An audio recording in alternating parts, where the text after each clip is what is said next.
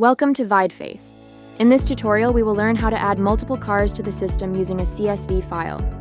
To start, use the spreadsheet template to enter the details of the cars you want to add. Make sure to include VIN, color, make, model, year, office, plate, and toll tag. The toll tag is optional, but the other fields are mandatory. Convert the spreadsheet into a CSV file. Make sure all the information is comma separated. Go to the sidebar menu and select Create Cars with CSV. Upload the CSV file to the system. You can drag it or select it from the file browser. If the offices mentioned in the file are not created in the system, those cars won't be uploaded. For example, we will create Office 2.